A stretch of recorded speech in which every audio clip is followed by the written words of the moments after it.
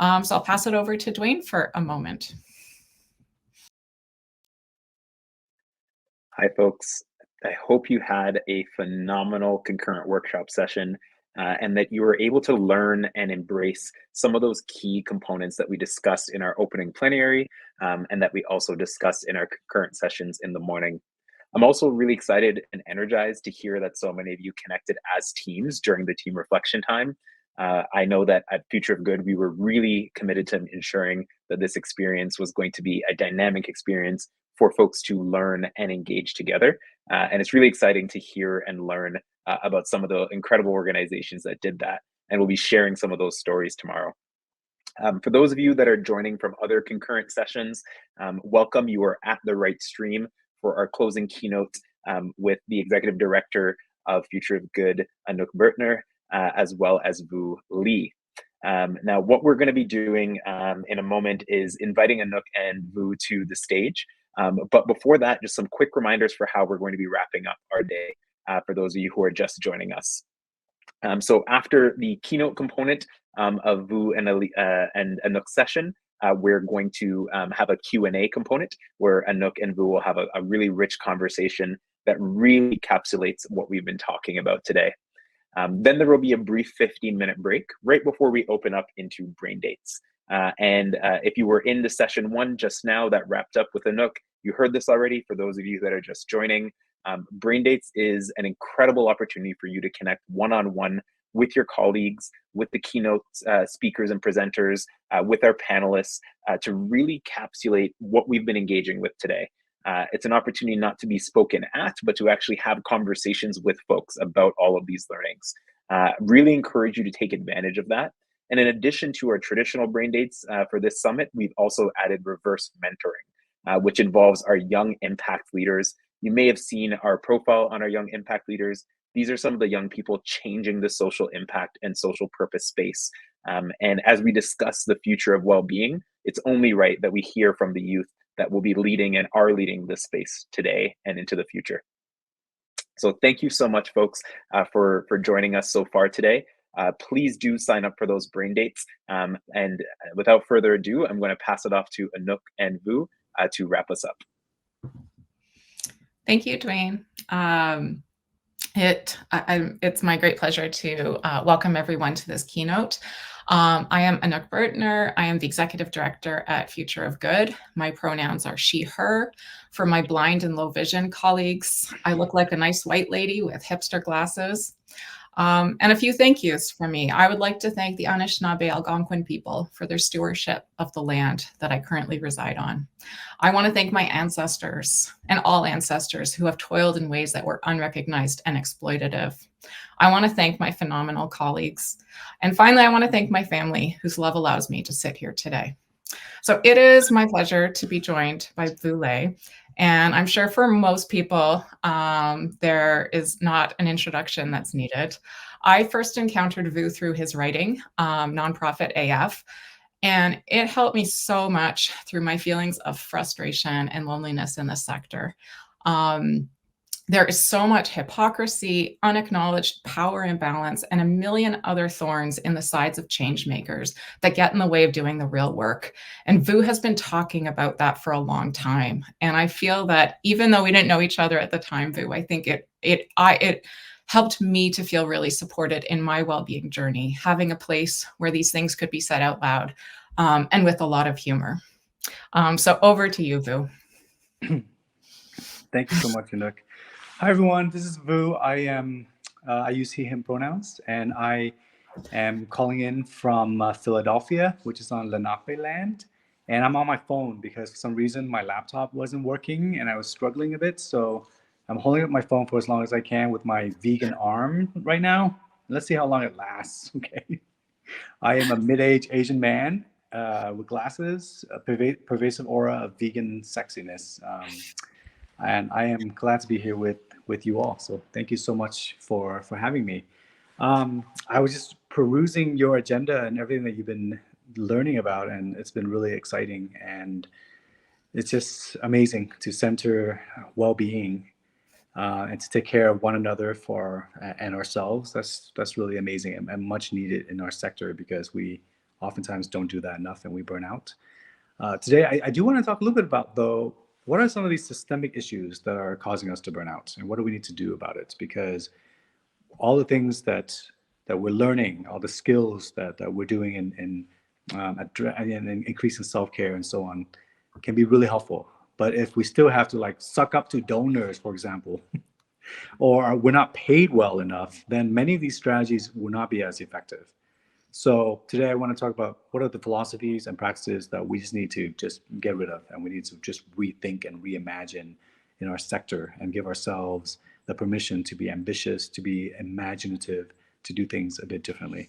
That's amazing. And I'll just share with our audience. So Vu will be speaking for about 25 to 30 minutes, and then there's time for a Q&A. So please put your questions and comments in that box so that we'll get them there. Thank you so much. Thanks, Anouk. And a few disclaimers. I don't claim to be an expert in anything. Please feel free to disagree with me. And also, I will be flashing pictures of baby animals on the screen like this. Okay? And they have nothing to do with anything that I'm saying. It's just that Japanese researchers discovered that looking at pictures of baby animals increases your productivity. They got a grant to study this. So here you go, little baby koala for you. It also helps me to calm down a bit when I'm talking about many of these topics. First of all, I just want to talk about how awesome you all are, because I don't think we hear enough about how amazing the folks in this sector are. You are incredible, and I kind of liken the work that you all do to like air. People see food, right? So other sectors are like food. People can see food, so they call themselves foodies. They take pictures of food. But the work that you all are doing is oftentimes like air, and no one appreciates air until it is not there anymore, and they really, really need it. And that is basically our entire sector, which is why there's barely any shows about our work, right? I was watching a show called Is It Cake, where people just, like they watch, anyone here likes Is It Cake? They just bake cakes that are very realistic, and other people have to guess, like, is this a cake or is it a shoe? That's the entire premise. There's so many baking shows, and there's barely any shows about the amazing work that we do. And that's because we're invisible oftentimes. So it's just want to acknowledge just how amazing you all are. You are the air that allows our communities to breathe. And I deeply appreciate you. And here's a picture of a little baby panda. Now, our sector, though, is going through this sort of existential crisis. And I kind of see people kind of rushing to get back to the same normal that was really ineffective in the past. And I love our sector, but there's a lot of things we just cannot go back to, So we're in this existential crisis because of the pandemic and everything. And we have to think, like, do we want to go back to that same sort of normal that we had, or do we want to build a better normal moving forward? And if so, what do we need to do? What are some things we need to get rid of? How do we unlock our full potential and create a world where the vast majority of us don't have jobs, and most nonprofits don't exist at all, and we can become, I don't know, like a wedding singer or something, right? Because we're not needed. Like, that's kind of where we need to be. And what does that actually mean? How do we get there? To get there, we need to have some honest and uncomfortable conversations with ourselves, and get rid of a bunch of philosophies that we've internalized, and adopt some new philosophies and practices right away. Okay, so what are some philosophies that have been burning out? So one is like, there's only so much money to go around. Right? Especially when we're talking about self-care, people are like, well, we don't have money for self-care. We don't have money to send people on sabbaticals or whatever. We don't have enough money to pay people. That is a lie. There's so much money that is out there, and they're sitting in foundation endowments, because foundations are only giving out like 5%, right, of their endowments. And then we believe this narrative that there's only so much money to go around. Like, don't believe it. There's tons of money that isn't there. And it's up to us to actually say, no, you're saving up for a rainy day, and it is raining right now. It's raining right now. You need to give out more money. You need to increase your payout rate, and you need to give it out immediately, because what are you saving for? So that is one philosophy. Another philosophy is, this is other people's money. Well, is it? Because we've been trained like, this is other people's money. We should be grateful for any amount of money that they give us. We should write them handwritten thank you notes and be grateful and have an attitude of gratitude and so on.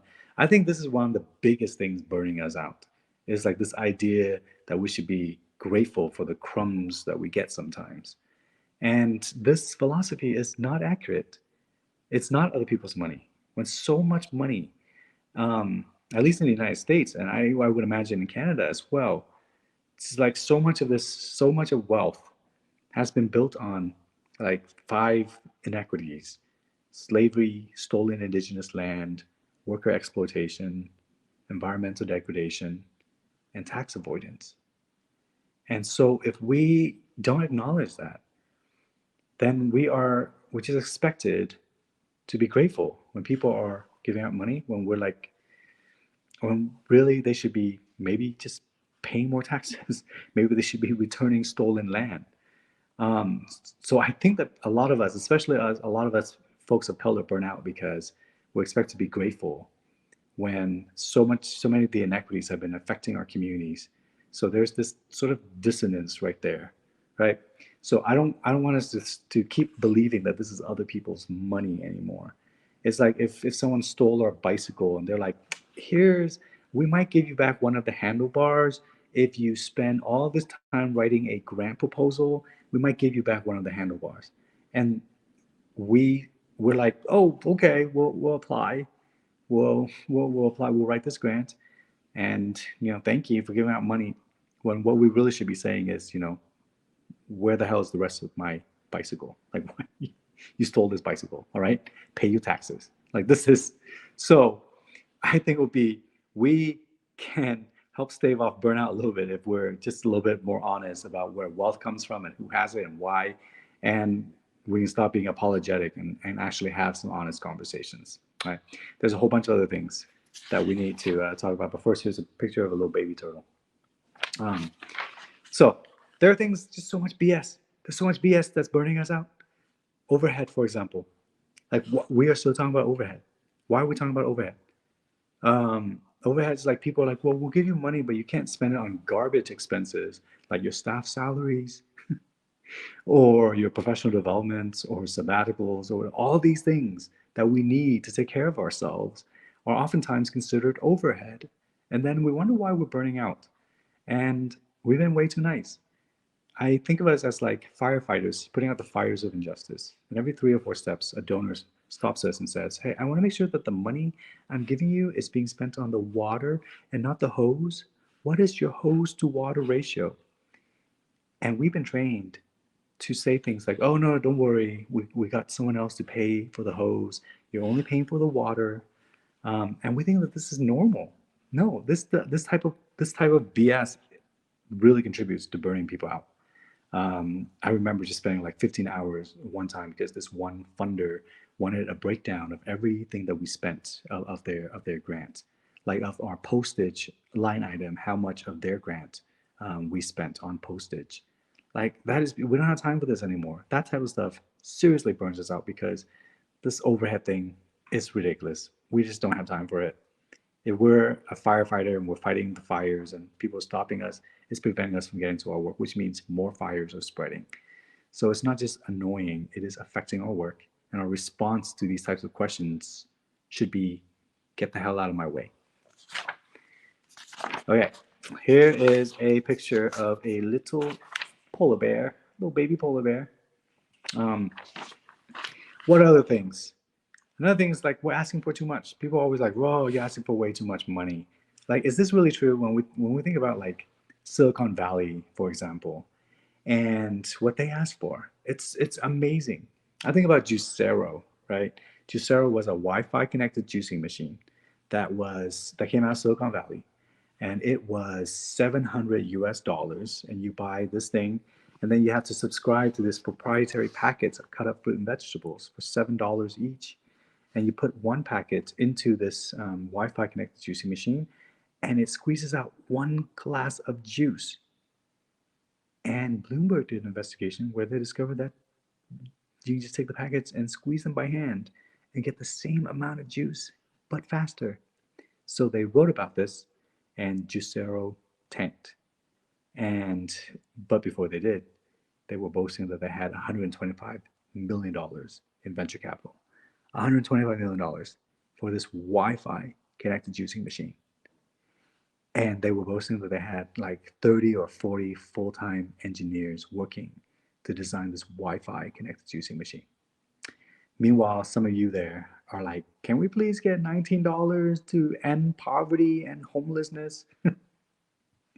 And the funders are like, we'll give you $3 that you can only spend on paper clips on Tuesdays. And we're like, okay, thank you. Here's a handwritten thank you note. I want us to stop being in that space. Like, if we're gonna have this audacity of ambition, then let's ask for what we need. What do we actually need to solve these issues and go out of business and do something else to help the world or whatever. Um, and it might require us to ask for a lot more. It might require you to add a zero or two zeros to your budget or to your asks, and that's what we need to do, because we've been existing in this sort of, you know, this year we're gonna do this, and then next year maybe we'll do like 10% more.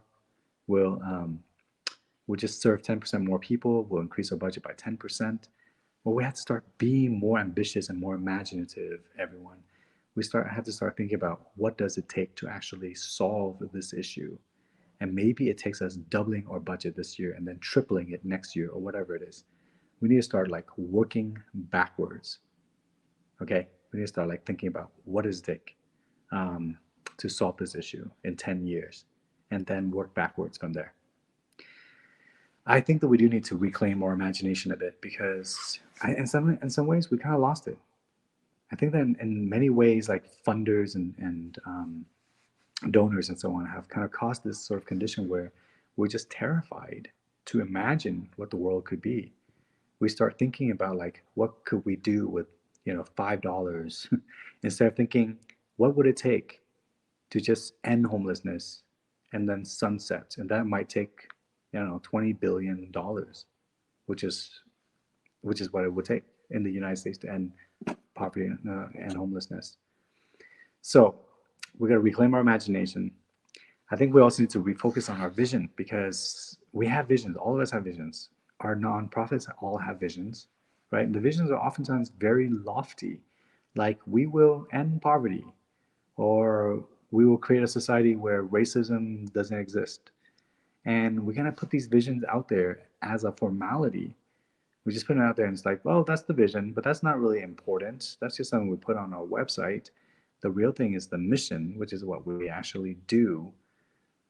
Okay, that's fine. The mission is important, but I would like us to focus a little bit more on the vision. What does it take to get us to fulfill our vision?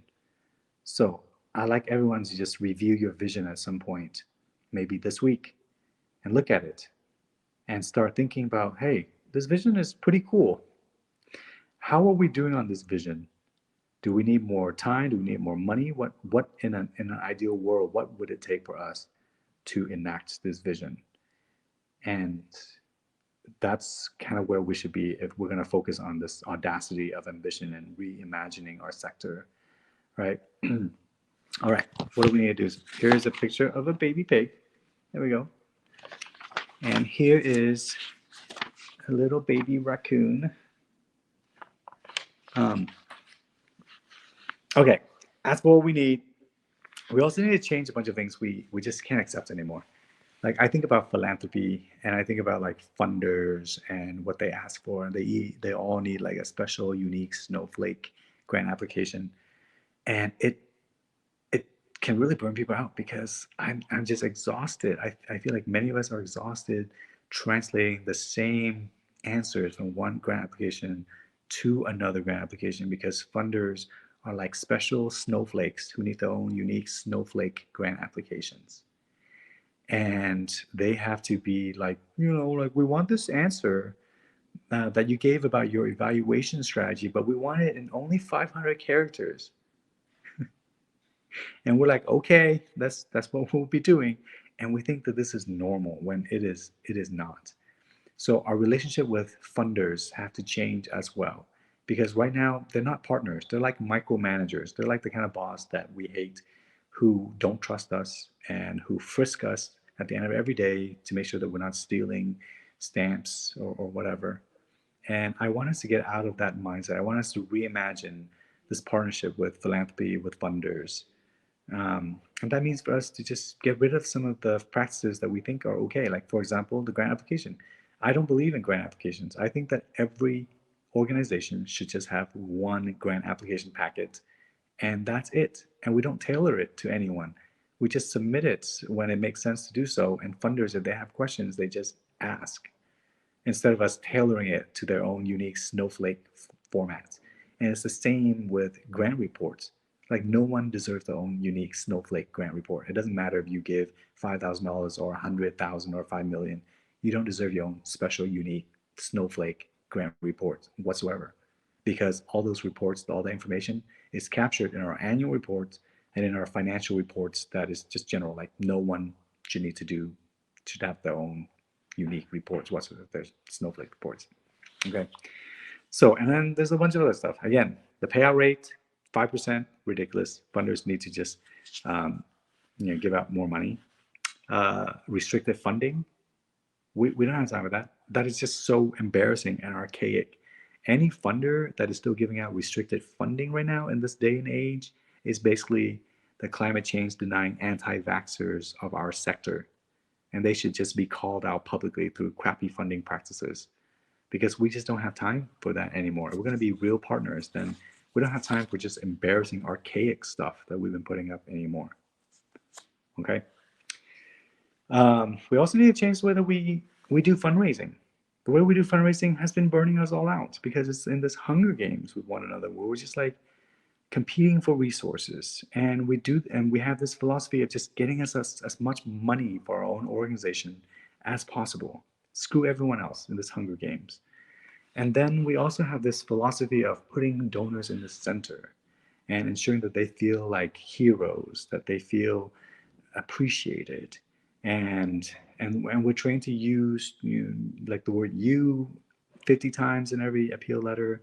We're trained to write handwritten thank you notes and say things like, because of you, we did this. We couldn't have done this without you. You made it happen, etc. And I find that so weird and ridiculous. Like, I just don't think we have time for that sort of relationship anymore. I kind of liken, I don't know, this donor-centered fundraising philosophy to, I don't know, like husband-centered marriage, right? Now, I've been a husband before, and I would love it if every single time I did the dishes or something, my partner writes me a handwritten thank you note, right? Like, dear Vu, thank you, because you washed the dishes today. Our family is stronger. Our community is better because of you. The children are so thankful that you exist in our family. Please attend this exclusive wine and cheese event for amazing husbands like you, right? So, yeah, if I get a handwritten thank you note every time I did the dishes, and I'd be more likely to do the dishes. Sorry. But is that what we want? Sorry, everyone. Is that what we want in a partnership? That's not a partnership.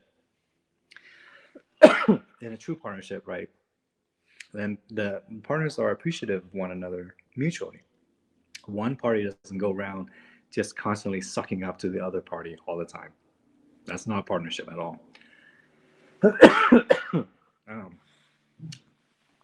So we got to change the way that we do fundraising, because the way that we've been doing fundraising of constantly sucking up to donors means that we're not having these deeper, more meaningful conversations with our donors about where their wealth come from. And maybe they need to just pay more taxes or things like that. So we need to change the way that we do fundraising. Okay, move towards community-centric fundraising, community-centricfundraising.org, and check that out. Also, we need to start working on advocacy, and we need to organize more. And we need to start working on the levers of power, which are the things that will affect every single issue that we care about, no matter what our missions and our visions are. And those things are like getting more women of color elected into office, and protecting voting rights, and changing tax laws so that rich people are paying their fair share of taxes. These are things that all of us should be working on no matter what our missions are, right? And in order to do that, we're going to have to burn a few bridges. Like, I feel like we've been way too nice, and we're going to be ambitious and imaginative. We have to accept that, yes, sometimes we're going to upset people, and that has to be okay. All right. So that's what I have. I'm just going to end, though, on this note of appreciation, because I know how hard you all work all the time, and you probably don't hear enough that your work matters. And I think the we're doing the work, sometimes we just don't know if we're making like a huge difference, because we don't see all the ripples that we create all the time. And the people that we work, that we help, maybe we might not never see them again. Or the kids they're in our program, we might not see them after they leave our program. We don't know what our impact is sometimes. And I know that can be really challenging, but I want to assure you that it does happen. I remember going to the airport once, and I ran into this kid, and he was like, Vu, Mr. Vu, do you remember me?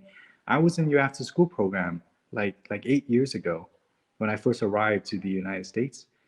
And then I remember this kid, right, who's now like a young adult. And I remembered he was in the program. He was struggling because he didn't understand English. And our program helped him with his homework and so on. And then he would come back and volunteer for the program. But then after that, he left, and we never knew what happened to him. And then he was like, yeah, well, thanks to your program, I was able to graduate from high school, and then I got my college degree, and now I found this really great job working for this airline. And I just want to say thank you. And I don't think we have enough of these messages, but I just want to reassure you, the ripples that you create, they're there, and they go wider than you can imagine. And guess what? I got an upgrade to first class because of it. So you don't know what your ripples will do. Okay. So I know you've had some great sessions learning things, and I appreciate you, and I hope that you take the rest of the week off to, as part of your well-being, as part of this summit. Thank you, everyone. So we've got about 15 minutes for questions. I want to thank you so much, Vu. I feel like, honestly, just having, anyways, I feel like you speak to a lot of, the parts of us, or those of us who do the work, who have felt lonely and have struggled. And sometimes we don't know, where that struggle is coming from. I find, especially with my younger colleagues, like they are just livid because, the world is burning down around us. And exactly what you're saying, what is the hose to water ratio? How do we figure that out? And, if that is your loved one in the building, then you don't care about that hose to water ratio. You just need the problem solved. And we don't, I don't know. I guess as a society, we're not acting as if those are our loved ones in the building. We're trying to, use a lot of hyper rational responses. So I just want to say thank you for that. And there's a lot of pieces here I'm going to take into my further work. So yeah, somebody just put in the chat that we need some more baby goat pictures in order to cope. There we go. You've got us covered. Okay, we do have some questions to answer. So one of them, the first one here comes from Karen Secord. And I know she's at Nutrition Blocks now, but formerly at Parkdale Food Center, which is a fantastic group out of Ottawa who has been very radical about serving people food and really creating a food bank that centers people rather than donors. So hello, Karen. So her question is, why are we solving the issues? In many cases, such as human rights issues like food and housing, the solution is good public policy. We can be innovators, but governments have abdicated their responsibility and normalized charitable response. Okay, so that's a big, hefty one to start with. No, absolutely. I think I agree with Karen. Like we are in many ways filling out the gaps left behind by the public sector, right? and then it's really frustrating because we're helping someone else do their job, and we're doing it at 80% of the cost, right? And so we're subsidizing like 20%. So like, like every 80 cents or every dollar that we spend, we only get reimbursed like 80 cents of it by the government. And then being told, well, that's the way it is, but what can you do? And then many of us have internalized this idea, well, it's the government. What can we do? This is just, and I think we need to get out of that. So this, if we're going to have the audacity of ambition, then yes, we do need to start moving. We got to start changing. We need to start advocacy. We need to get the government to do its work. We need to people to pay their fair share of taxes, and government to be representative of its people. And then we need to start. Government should be, and then we can keep them accountable to doing all this work. So ideally, yes, that's what we should be doing. Until that happens, How do though, we create that accountability, Vu? Because I feel that there's so many of us that have, similar reflections that we want better policy, we want data-informed policy, we want science-based policy. A lot of these things are not, they don't actually require that much innovation. Like there are solutions that are out there, they just need to be implemented. Yeah, do you have any thoughts on that? well, the sector has been terrified of doing any sort of lobbying and organizing work, right? Mm, We're terrified of things even like voter engagement, and we've been trained to think, well, if you're doing voter engagement, then that's mission creep. Why are you doing voter engagement when you are a homeless shelter or something? And I think that this is how we create accountability, is by ensuring that people are voting and that we're helping to elect the people who represent our community, who look like our community members, right? But decades of us being terrified of it, combined with decades of funders punishing us for doing that, means that we have been falling far behind in many of the systems and policies and laws that's creating the inequity that we have right now. So I think that moving forward, like every single nonprofit should be engaged in advocacy, no matter what organization they are. They should be engaging in protecting voters and registering people to vote, etc. And we need to probably start thinking about, like in the United States, we have 501c3s and 501c4s. The C4s are able to do political work, but they oftentimes struggle for funding.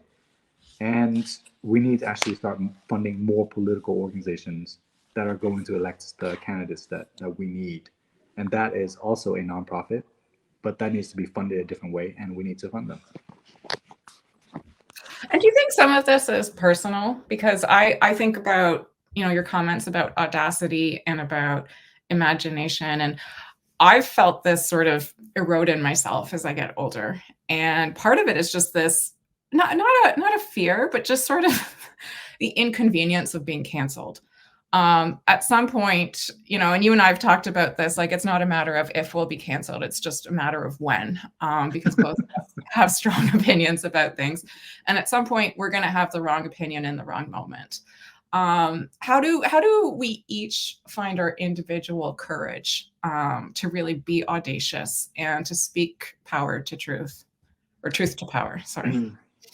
Yeah, I would lean in on our personal values, right?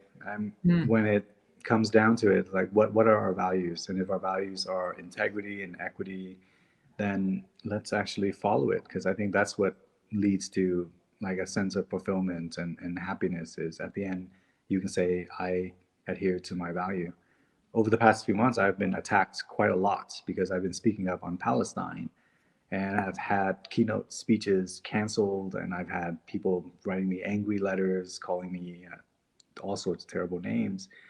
And I have to think about, like, what am I doing? Am I aligning with my values? This is exactly what I should be doing.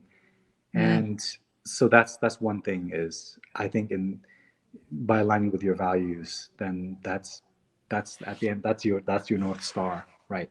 And the other thing is, those of us who have more privilege, we have to do a much better job speaking out, because it's always been people who have been most marginalized, women of color in particular, disabled people, trans people, etc., who have always been speaking up against these systems, and they've always been the ones taking on the burden and the punishment for saying it.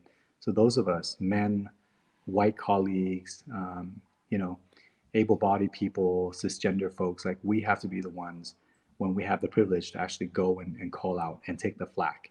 And that might mean maybe sometimes we gotta think about like our jobs being jeopardized or livelihoods and so on. But I think if you have the privilege to do that, then you should consider doing more of it.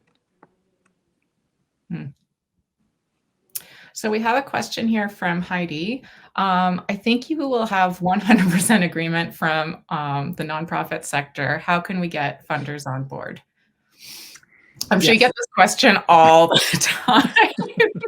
And I will say there are some phenomenal funders out there. So it's definitely, a situation of not all funders, but many, many have very, very restrictive practices. They do. Well, yeah, there are some good funders, and yet there are some funders that are still. But I think it's because we're not really honest with them, right? We don't actually say what's on our mind. We don't say, hey, like, I think this process doesn't make any sense, or it's not helpful to us that you require us to write a quarterly report, right, for this $5,000 grant or whatever. But because of the power dynamics, we're oftentimes terrified of giving them any sort of feedback. But I think that we need to do a better job giving them some feedback, and especially we have this sort of relationship with them. But we also need to be more creative. Like I think we need to organize more. In Seattle, for example, 180 EDs got together and said and wrote an open letter to these funders and said, we need more money because of the pandemic. It needs to be general operating dollars. It needs to be over at least 5 years, and you need to sign this pledge saying that you're going to do it.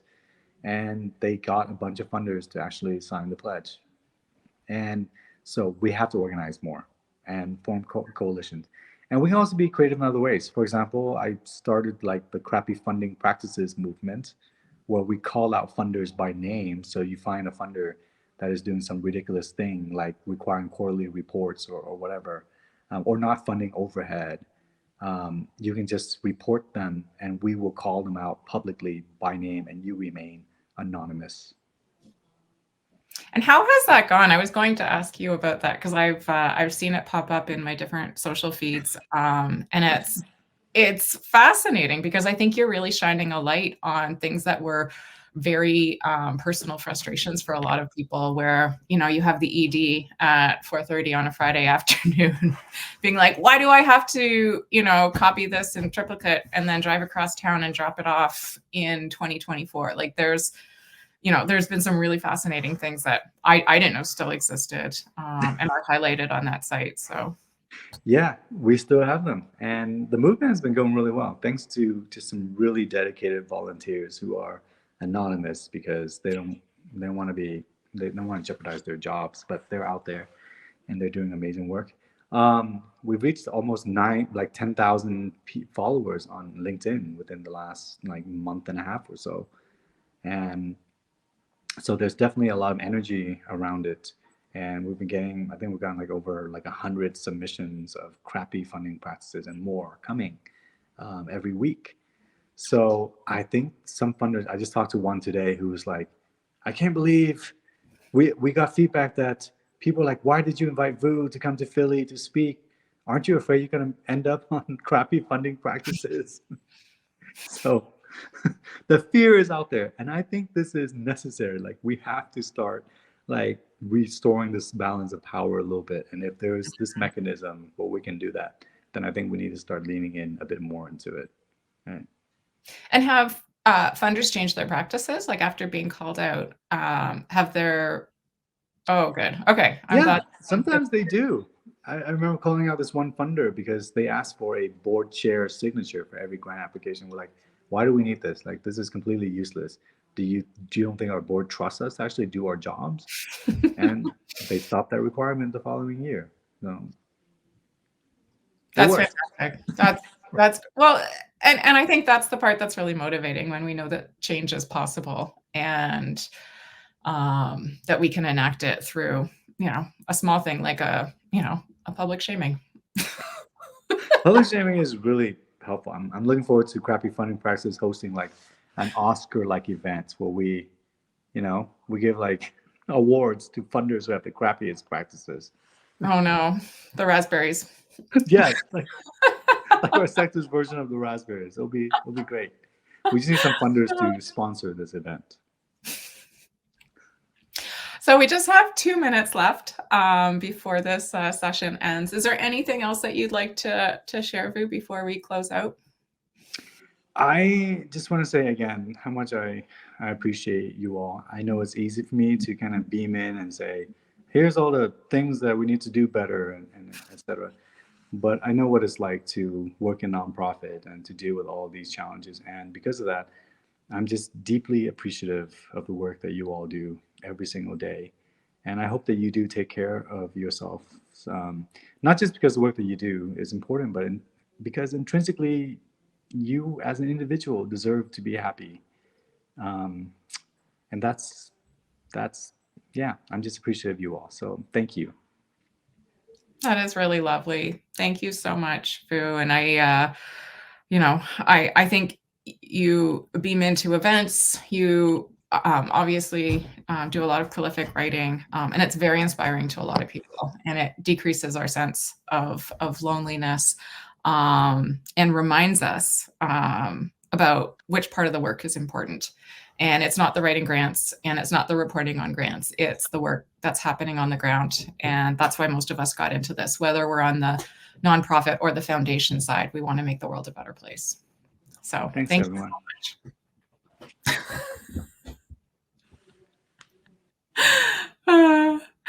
Okay, I think we'll pass it back over to Dwayne. Okay, so I'm overwhelmed with laughter. I'm trying to keep it together for the last little bit. Thank you to Vu and Anouk for wrapping us up with a little bit of lighthearted humor to bring into some serious topics as well. I think that when we discuss well-being, when we discuss changemaker well-being, it can be overwhelming, it can be comprehensive, it can be almost untenable. And sometimes we have to laugh about it. Sometimes we have to laugh about the challenges. Sometimes we have to laugh and smile about the successes. And sometimes we just have to look at cute animals. As we wrap up today, a few things I want to share with you folks. As soon as we're done here, will be another 15-minute break, at which point our brain dates and reverse mentoring sessions will begin. Again, this is your opportunity to connect one-on-one with the panelists, speakers, presenters, and colleagues that you've been learning from today and will learn from tomorrow as well. It is a really incredible opportunity to get to connect in a virtual space, but in a really personal space as well. Our last summits at Future of Good produced over 500 learning hours on brain dates. So please, please, please take a moment to sign up. There will be a link added to the chat. Now for tomorrow. Tomorrow will be opening around the same time, and we will be starting with a Q&A with Bhaskar and our CEO, Vinod, and that will ground our practice and our conversation for the day. Afterwards, we will go through a series of concurrent concurrent sessions as well as workshops that will take us through more learning, more knowledge, more community engagement on the topic of well-being, and really hone in on the actionable elements, the things that you can take away to your organizations and work on every single day. Brain dates as well will be tomorrow morning. So if you're unable to stay this afternoon and you're willing to tune in early tomorrow morning, there'll be more brain date sessions starting then as well. It's been a phenomenal day. We've learned a lot. We've gained a lot. For me personally, I know I went from feeling the rage and almost the outrage about how complicated some of these issues are at the beginning of the day with our opening plenary, all the way through to laughing and enjoying the joy and the audacity of ambition, as Vu shared with us. This is really what the summit is about. It's about joy, it's about learning, it's about recognition, it's about understanding, it's about overcoming the challenges that each of us in our day-to-day work and in our lives face so that we can do a better job every single day. Thank you for being here with us. Enjoy your brain dates and reverse mentoring sessions this afternoon, and we'll see you tomorrow morning. Be well.